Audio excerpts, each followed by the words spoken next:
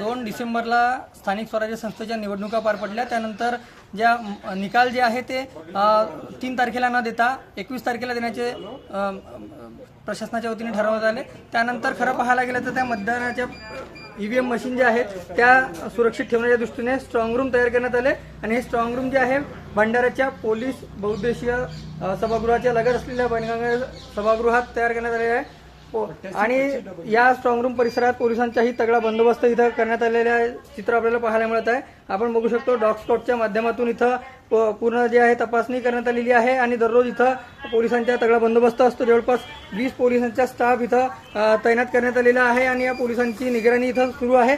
आपण बघू शकत असाल तर इथं जे टीना आपल्याला पाहायला मिळतात, एका बाजूला पूर्ण टीनाचा शेड लावण्यात आलेला आहे। हा शेड कालपर्यंत इथं नव्हता। जिल्हाधिकाऱ्यांनी काल या स्ट्रॉंग रूमची पाहणी केली, त्यानंतर त्यांनी काही सुरक्षेच्या दृष्टीने सूचना दिल्या।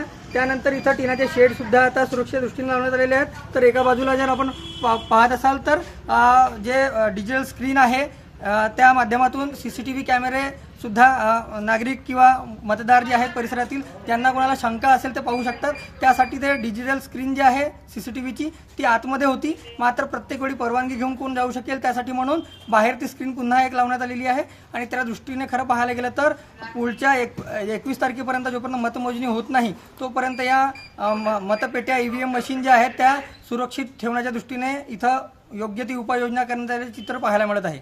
रुपेश सपाटे, TV9 मराठी, भंडारा।